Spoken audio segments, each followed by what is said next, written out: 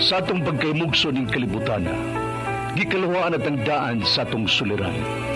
Ang suliran mo'y kabahin sa itong inadlang panginabuhian. Aba na doon ay suliran nga dili mo mapasan nga ikaw ra. Nagkinahanglan kag katabang aron sa pagsulbad ni ini. Nagkinahanglan kag kahayag na mo'y mulamdag sa imong unahuna. Ug tungod ni ini, natawag kini nga atong tulumanon nga naguluhan. Kini ang akong suliran. Kini ang akong suliran. Mga minugbong duwa nga matapos lang sa usa ka hugna. Mga kinutlog gikan sa mga suwat sa mga minahal namong tigpaminaw. Busa kung aduna kamoy suliran nga naggumon karon sa inyong galamhan. Suwata ka na og ipadala ning atong tulumanon. Kini ang akong suliran. Aron kabuhatan ka na og duwa sa kahanginan og pagatambagan sa mga bulawanong hunahuna.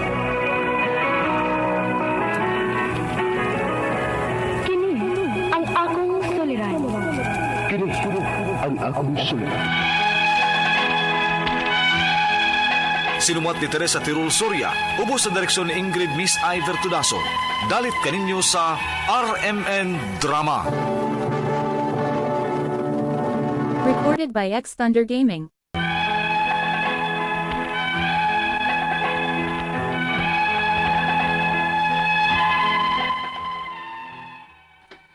Maayong adlaw kanyong tanan nga nagpaminaw karon ining tulumanon. Kini ang akong suliran.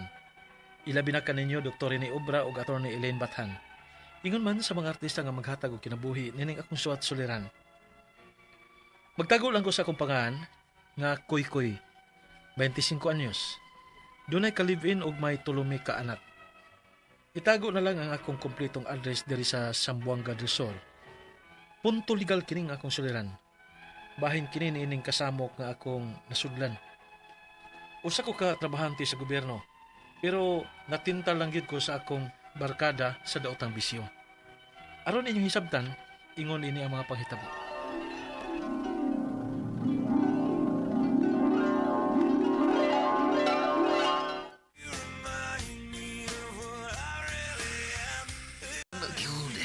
May nam lagi kay Kamsoy lagi.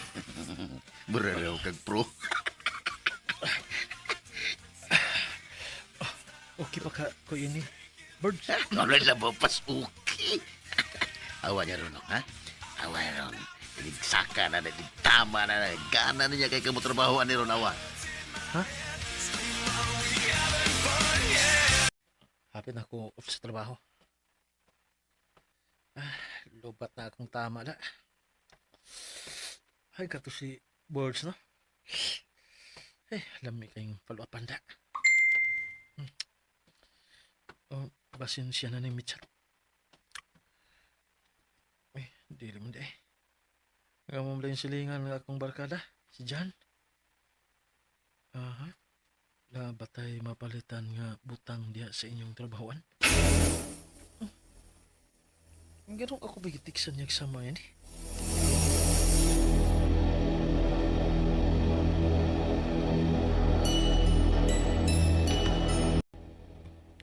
Kaila kay kanimo nga magamit ka. Ha? Ang isuwayan kay pihim ba kundi ka na. Likado mo ko dito sa mga pritanan gud. Okay, safety siguro to sa inyo kaya nagos gobyerno na gud. Pero si kayo lagi tao ni John eh. Kaya lisod na. Sunod ha. Padalang kaya pa ko nimo. Ha?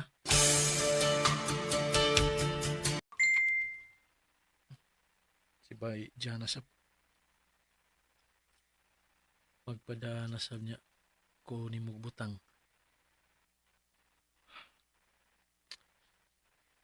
Okay pa ka ko yun eh. O inoon, paman bitaw ko mamaligya. Gisugol bitaw ko nila upakuha o daini ngadto nila. Murag ako rin naghakot ini nila ba? May na lang. Dili ko kagasto og malibre pa ko. Okay ra siguro ni. Koy, bantay-bantay niya Ha? Ano man? Mao may ako nahibawaan nga namaligya man kuno ka ginalading drugas. Unsa? Unsa yung namaligya good? Namaligya di ko? Wa gani. Usa ko sa mamalihok nimo og padagi kan sa imong kailang nga namaligya. Pero mao man ni gawas. Mao ni gawas nga istorya nga namaligya ka. Nya amigo man ta. Kipasidan anti ka. Kinsa na sa ka nagpatakag tabi ay. Nga di man na mao. Og naan na biya kuno ka sa lista nga dakpunon ni buwana. Sa? Recorded by X Thunder Gaming.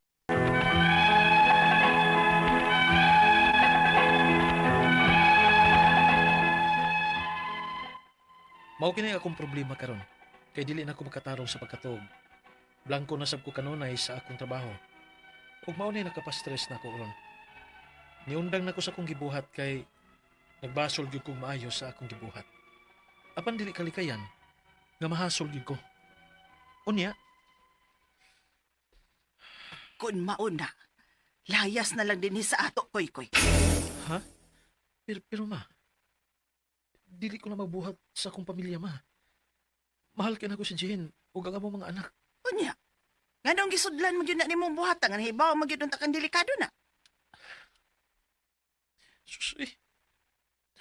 Taka raman na sila sulti nga na maligya ko. Huwag ko mamaligya. Tigatun kuha raman ko. Taka raman na sila. Kay na maligya, anak, koy-koy. Gawas pa, mi kumpisal ka bagyod dako, nga mo gamit sab ka. Dakpon nun lang gihapon ka, anak. Ma, Sibat na din sa ato. Larga, kaysa dakpon ka. sus. Asula ba ya ini eh? Nga no, bitong isudla na ni mo. Ma.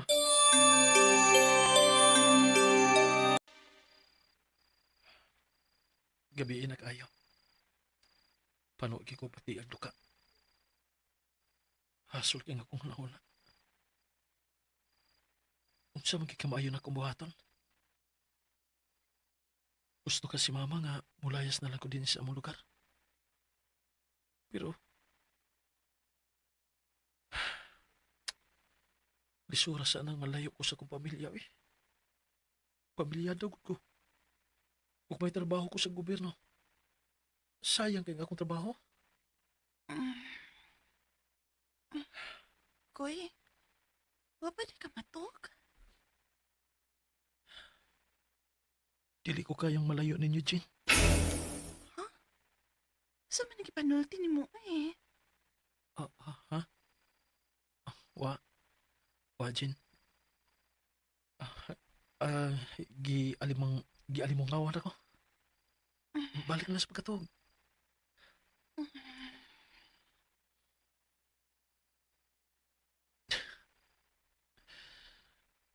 Dili na ko kayang biyaan ang akong kasawag mga anak. Gusto. May kaila kong pulis nga mong silingan. Soyan ako sa PM. Magpatabang ko yun ining kasuha. May reply na. Mag-istorya ta sa personal. Patay. Dili ka kung dakpo ninig diretso. Pero bahala na. Musalig lang ko. Nga dili ni siya unay na ako. Silingan gud me. May ko sa nasir karon.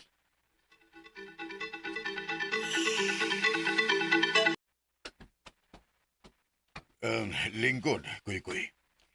Dinilantas gawas sa Mumbai. Magsulti kay na akong pamilya sa suod. Salamat, sir. Nga nung gisundan man tao ni Nimo eh. Latinta lang lagi ko, sir. Pero dako gyud ako nga pagbasol sa akong gibuhat, sir. Og nahadlok na ko sa seguridad sa akong kinabuhi kay basin og diretso na ko sa pagdakop. Kadot ka na. Kay may kuhaon ako sa suod. Gusto magikuha ni sir sa sud. Pusasa na kako.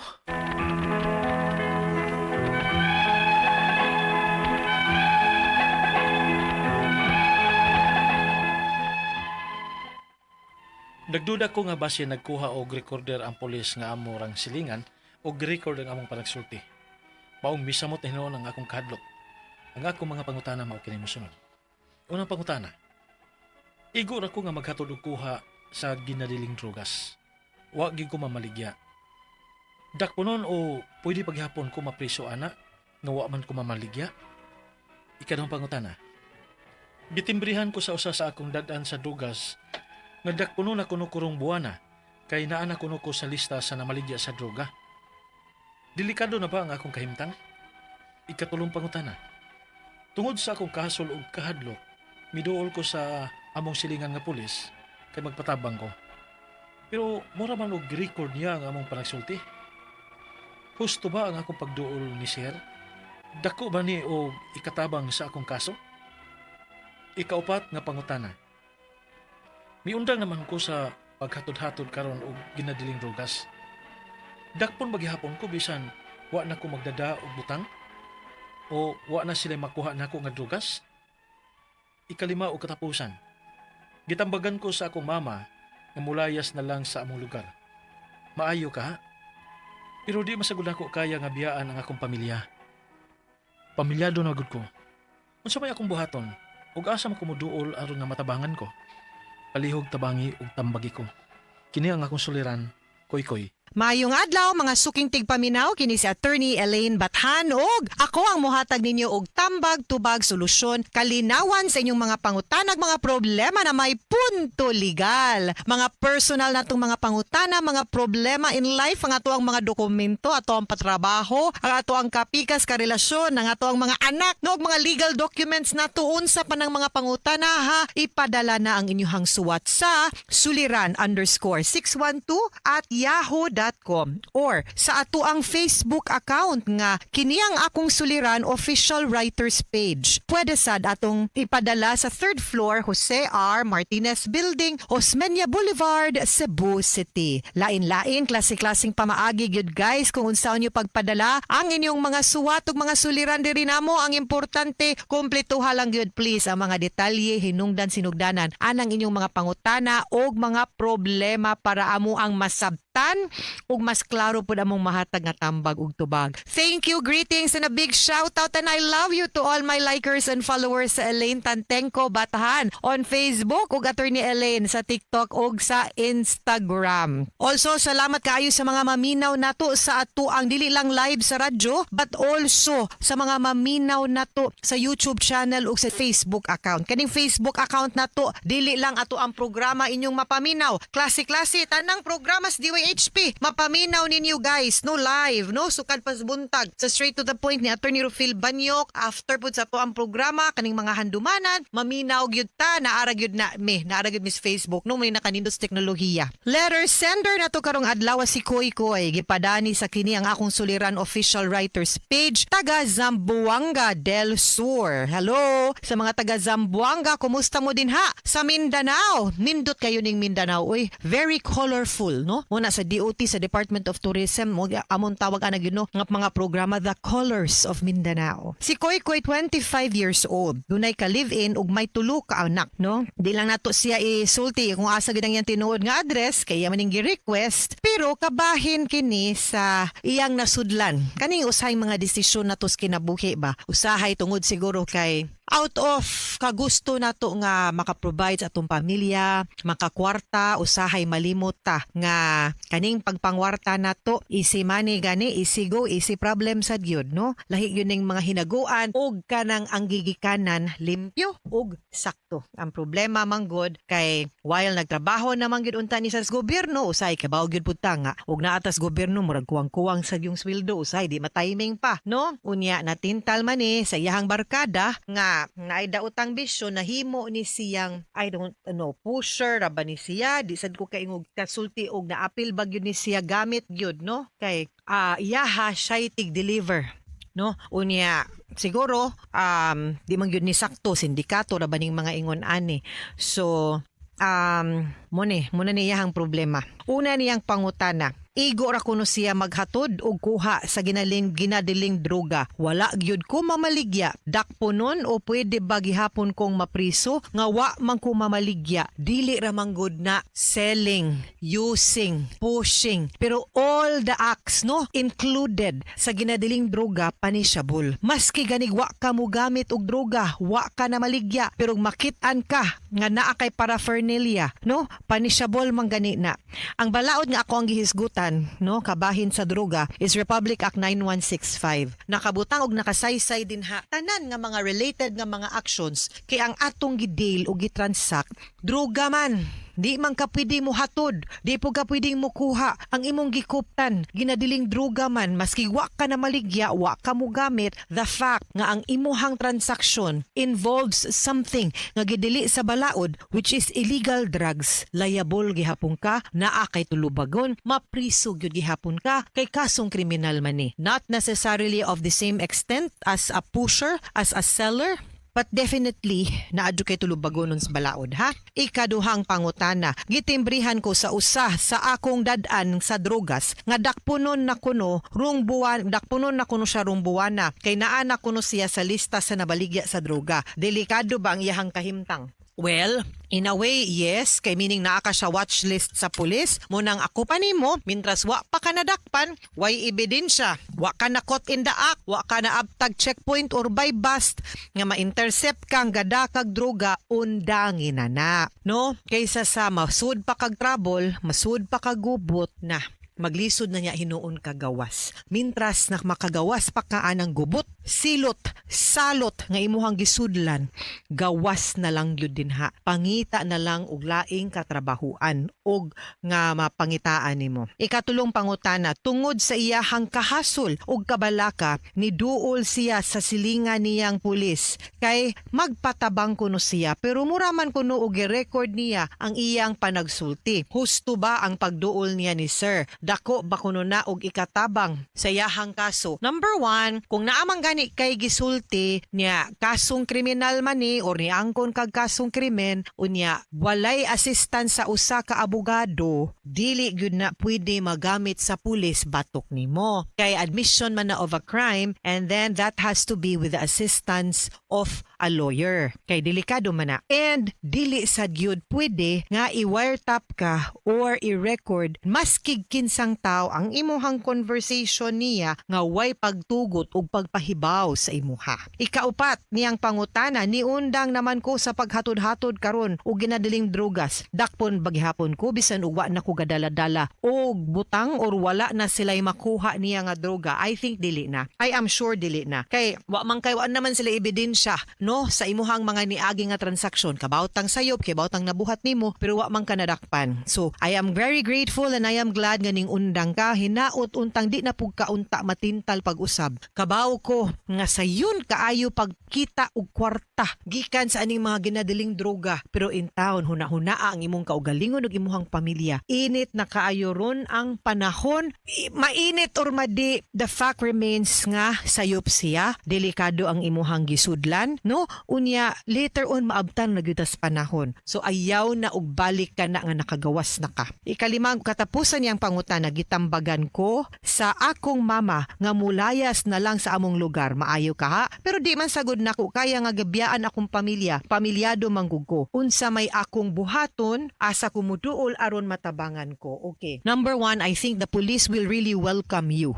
no? Nga ninggawas na kaana ug wa na ka nagbuhat anang mga ginadili sa balaod. I don't think dakpon pa ka. Sahay ang ako ang problema og muduol pa kas pulis. Basin lang, you know, let's be very practical about this. Naaman sad siguro wa nalipay ning gawas ka ug mahadlok pod nga basin mo kanta ka kanang imuhang gikuhaan ba. Two sides ba yan, no? On the part of the police, I am very certain nga wa naman ka kana ang ako alang nga basin maangin tong pikas ba unya resbakan niya ka, so careful lang yun, no? Kay the moment manggod guys nga atong ibutang atong tiil, no, aning mga ginadili nga droga, kaning mga krimen, no, kaning mga sindikato, lisod na kaayo pagpagawas ug pagbawi muna ay na lang mugtuga-tugag tikang aning mga ingon-ani nga klases transaction for your own good. Mga suking tigpaminaw, hinaut unta nga namoy nakutlo na pagtulunan karong adlaw. Kini si Attorney Elaine Bathan. Daghan kayong salamat sa inyong pagpaminaw sa atong tulumanon. Hangtod sa sunod nga sugilanon din higapon sa tuang programa, kiniyang akong suliran gikan sa RMN Production Center, Radyo Mo Nationwide. Tatak RMN, daghang salamat og maayong adlaw.